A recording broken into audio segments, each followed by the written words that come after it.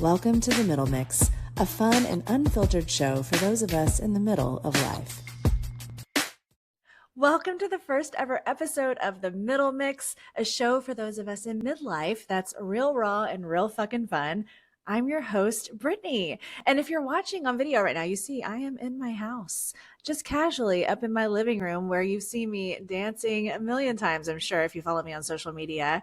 And speaking of social media, this show is inspired by my social media audience. Currently, in the spring of 2026, there's about 300,000 of you across, Instagram, Facebook, TikTok, and YouTube. And I am so thankful that we have what we have on social media together because we have a blast. If you're not there, come join the party. Just look me up and follow along. But my content is about things that we can relate to in this age that we're in, this phase of life that we're in the middle. And the comment sections of my videos are a blast and also very heartwarming at times, right? Like we're really sharing this space together on social media for us unique group of people, born approximately between the years of 1965 or so and 1988-ish, Gen X and Zennial, which born in 1980, I identify as a Zennial. It's not really an official generation, but we're like an in-betweener.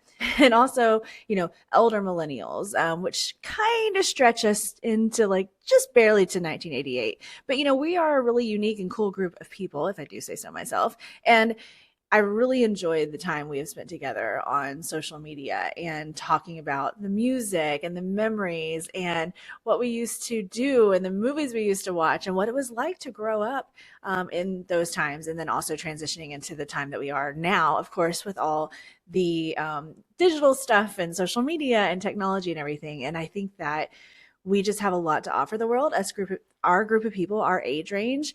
And I want to have this space for us to have an actual show. Like we needed an official show because the truth is there's not a lot out there that's really dedicated to us, the people that are in our age range. Us middies, we listened to cassette tapes and we watched movies on VCRs. And now we're in this new world of social media and streaming. And by the way, middies is my nickname for you, the audience of The Middle Mix. Saying middle-aged people just didn't quite have a fun ring to it, in my opinion. So I was thinking all the possibilities besides saying middle-aged people, and I came up with middies. And yes, I know it rhymes with titties, but I kind of think that makes it even more fun. Unless you're a creepy man in my DMs. If you are, don't use that word. Gross. In this first season of The Middle Mix, you can look forward to hearing from me. You can look forward to hearing from some of my friends in real life and some amazing guests that are going to be on the show. We're going to talk all things midlife, and you can expect unfiltered conversations and fun. This is the real deal, y'all. We're not polishing things. We're not beating around the bush. We're not sugarcoating. We are here to talk the real deal. And just always keep in mind that we are not too old for this or too old for that. It's not too late. We have this zest for life, and we have this really cool, unique perspective. And I just cannot wait to dive into these conversations and let you meet some of my friends and these guests. It's going to be an absolute fucking blast. For episode 1, I wanted to go ahead and dive in and announce publicly that I'm going through a divorce.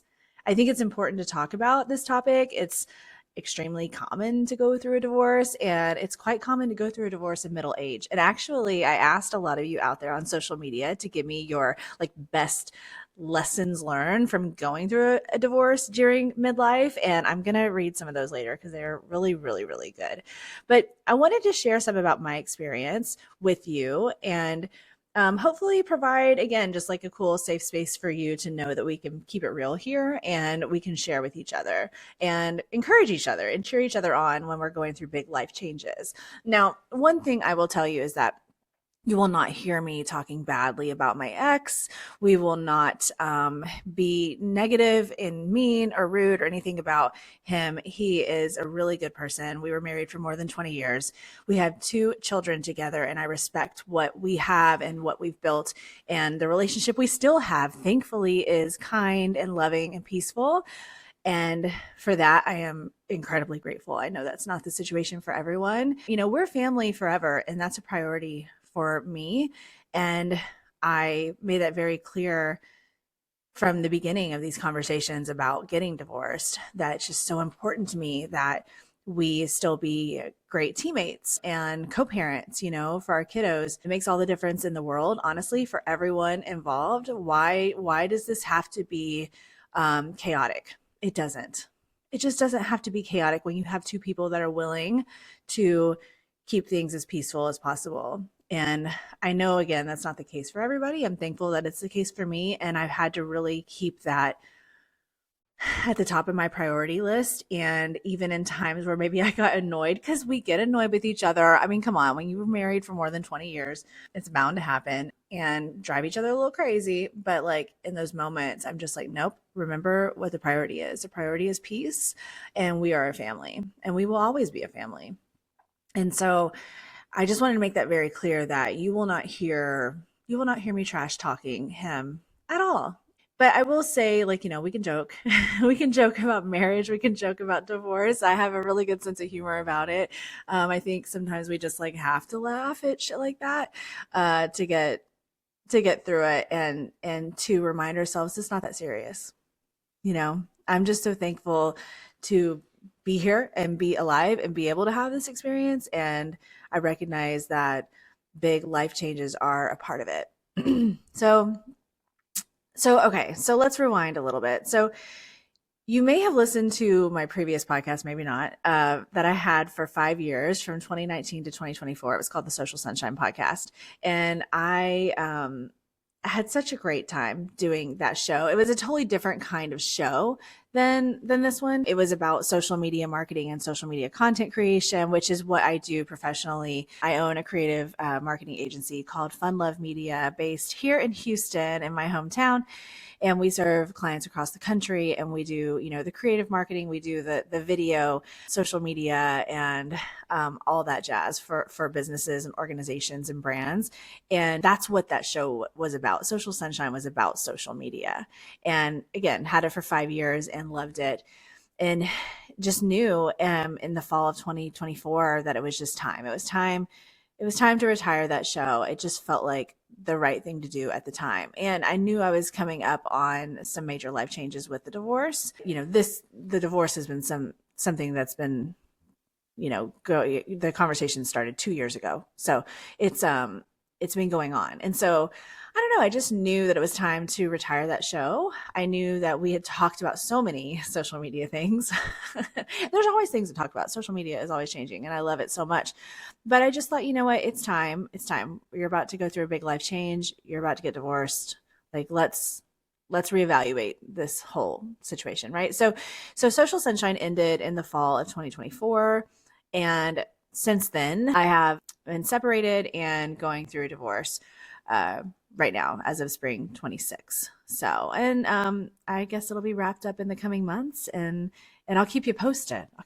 But I wanted to share a couple of things in addition to prioritizing peace and family and working together as co-parents, right? And being kind to each other. I think that from what I've experienced so far is that there's probably like this like expectation whenever people find out that you're getting divorced that like one big bad crazy thing happened, one big dramatic thing, right? Like, somebody had like, 27 affairs or something like that, which nobody did, just like some sort of big blow up moment or something. And what's interesting is that that's not the case for me. And so I find that to be maybe a little complicated to explain for anybody that I've actually had more in-depth conversations with about divorce.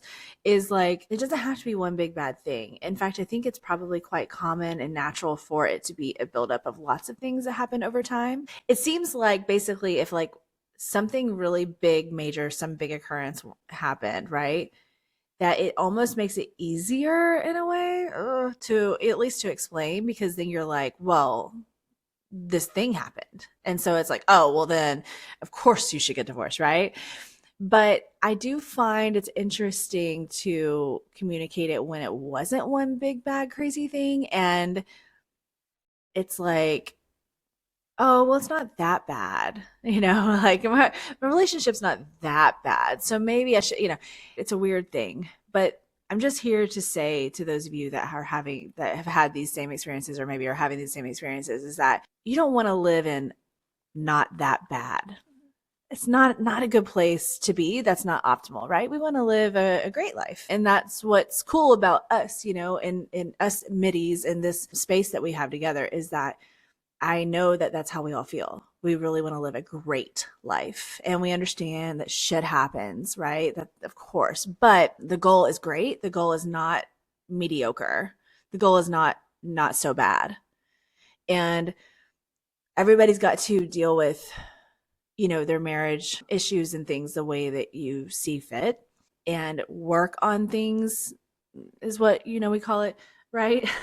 For as long as you see fit, try to figure things out for as long as you see fit, right? Like these time frames also are just like this crazy thing. It's like, well, how long did you work on it? It's hard. So you have to just use your best judgment and say, okay, I'm willing to do this and this to help the situation. And the other person might be like, I'm willing to do this and this. Cool.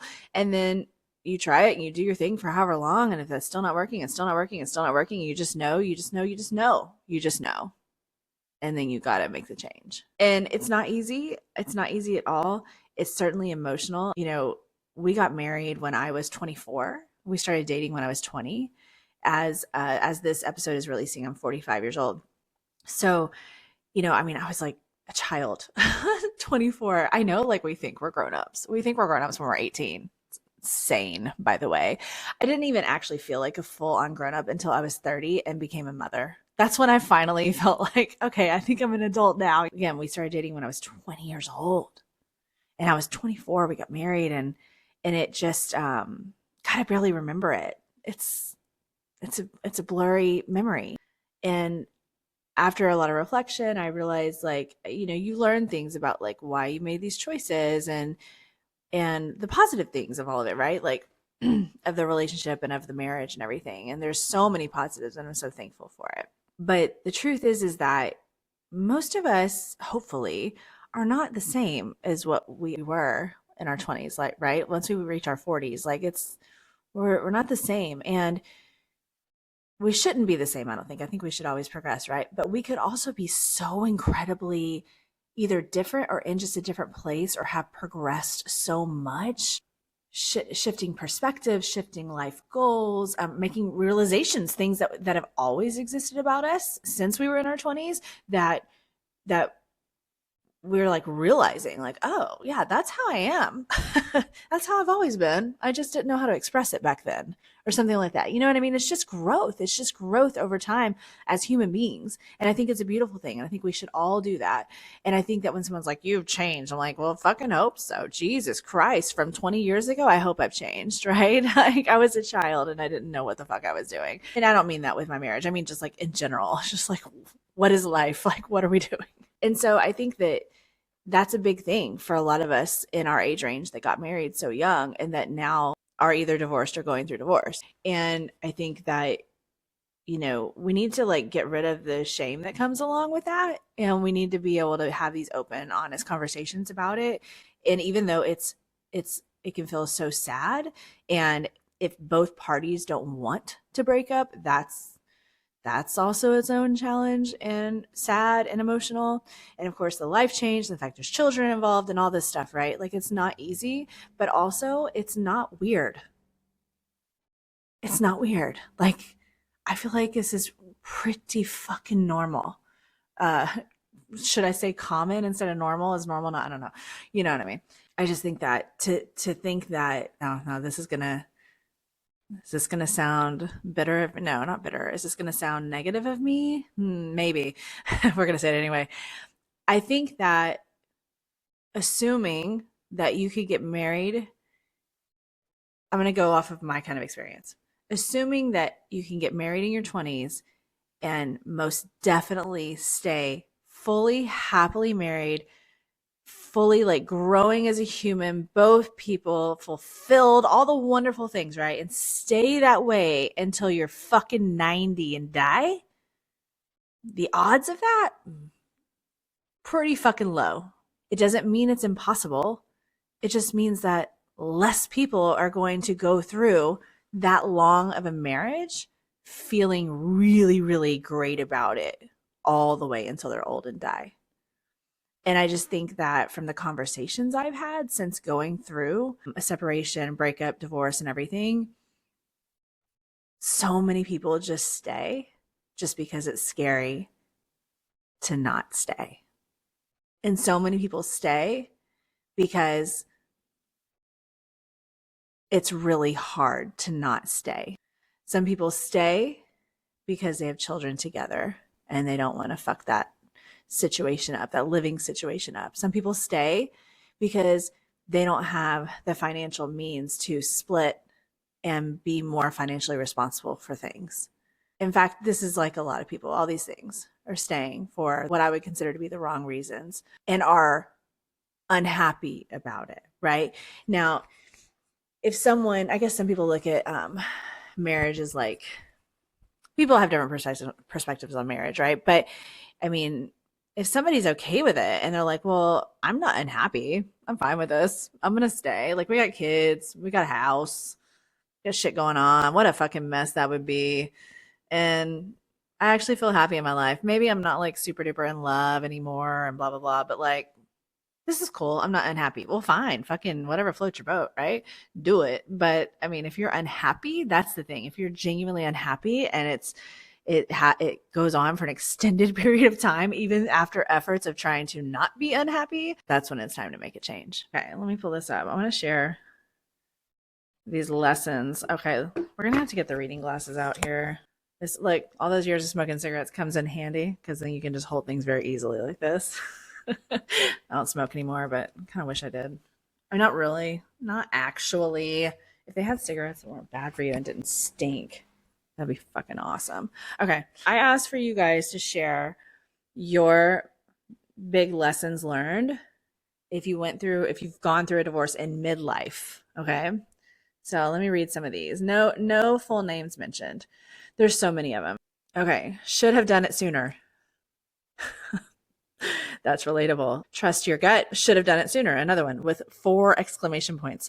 Go for being happy again. Okay, yeah. To take care of myself and my kids, everything and nothing else mattered. Okay. Yep. This one says you're stronger than you think. It will all work out.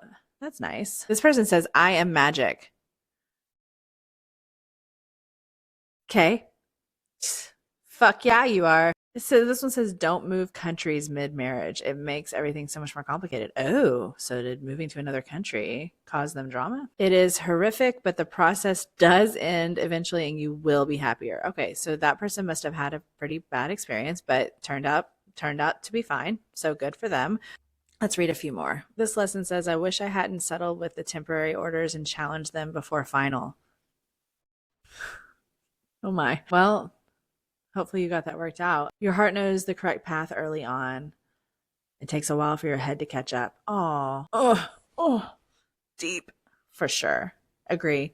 Be there for you. Put yourself first. Okay, that's good advice. Because if we put ourselves first, then we can be a better version for everyone else as well. This one says too many people get into a relationship soon after the divorce and it fails. Ooh, okay. So that person's thinking like, don't rush into another relationship. Okay. This one too. Focus on you. Don't worry about getting into another relationship quickly. Okay. All right. Are we noting these down? That's good advice here. Listen to your head and not just your heart. I also learn to listen to my close friends. Huh. That's an interesting one about listening to friends on this sort of thing. If you have really great, trustworthy people, then hell yeah, talk to your friends. This one says you never know the real person you married. Oh my God. Okay. Focus on yourself. Okay. Got it. This is a good one. You can't make someone else happy. They have to make themselves happy. Ugh. So true, right? We want to. We want to fix each other's stuff. We want to help each other. We want to make things better for people that we love. And just doesn't, that person has to do it. I agree. This girl says she learned I can do it on my own. And it means anything. That's really cool. Yeah, independence, huge. How amazing. This one says trust your gut on decisions. I probably should have been divorced 10 years earlier, at least. And during the process, decide your goal and don't let emotions factor in too much. Love yourself more, realize you're amazing and awesome. Oh my God, that's so nice. I love it. Okay, do we have any more? Oh, this is a long one, but I'll just give you an overview. Went through divorce at 42. Kids were 11 and 10. It impacted them. Oh, single mom with two teens, MIA dad. And she says, but when you stick to your guns and continue to show up, even when they hate you, they come back around. The kids, the teenagers. Okay. I mean, it's already enough. It's already interesting enough raising teenagers, right?